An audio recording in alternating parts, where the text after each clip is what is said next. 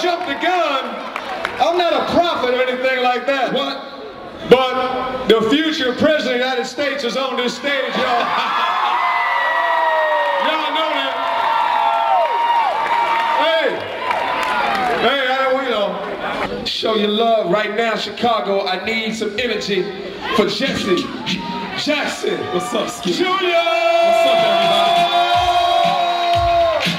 What's up, what's up?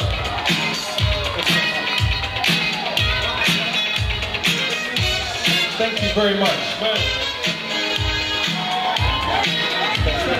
Thank you. Listen, let me express my appreciation to Howard McGee and to Ramonski and the entire crew for pulling together this extraordinary event, Mr. Obama Goes to Washington. Let's hear it for everybody. Come on, everybody.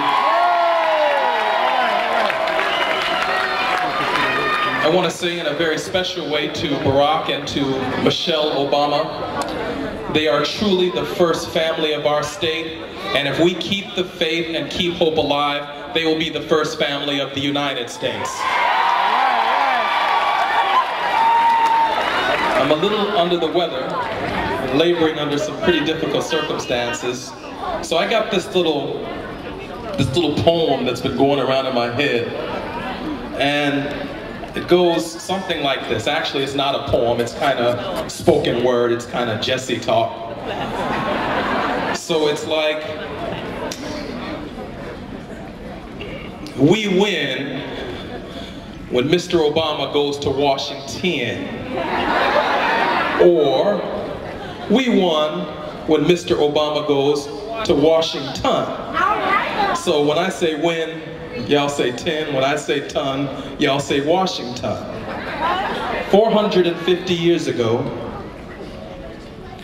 19 very scared Africans arrived on the shores of the United States in Jamestown, Virginia.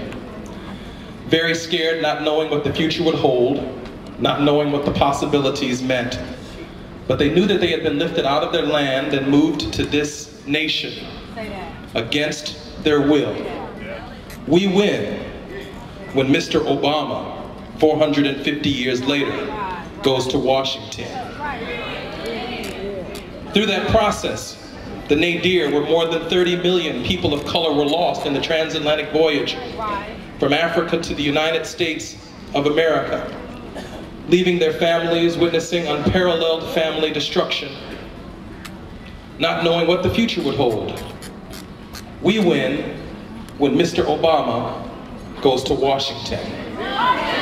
When the United States colored troops were enlisted by Abraham Lincoln to fight the war against the Southern secessionists, and even as African-American colored troops were not allowed to fight in the great war that would set us free, that would ultimately lead to the 13th, 14th, and 15th Amendments to the Constitution of the United States, we win.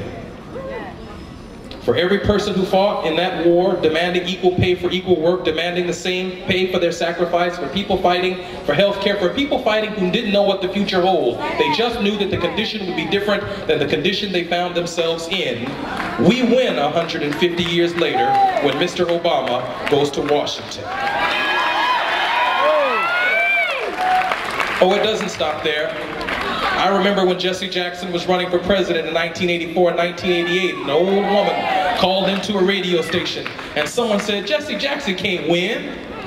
And an old woman called in on a radio show and she said, "Who was that who just called? Don't he know we be winning? We be winning every time Jesse be on TV debating them issues.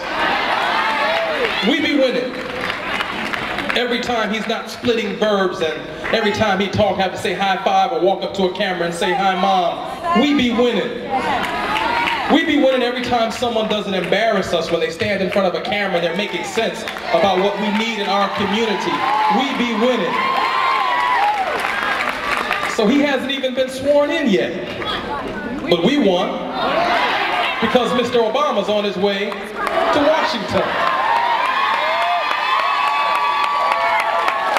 And so, to my lifelong friend and colleague, to those who may or may not know the dynamics of Washington, Help is on the way. Barack Obama represents the incarnate of hope. I know hope when I see hope. And Barack Obama represents hope for all of us. Thank you and God bless you all. Mr. Obama's going to Washington.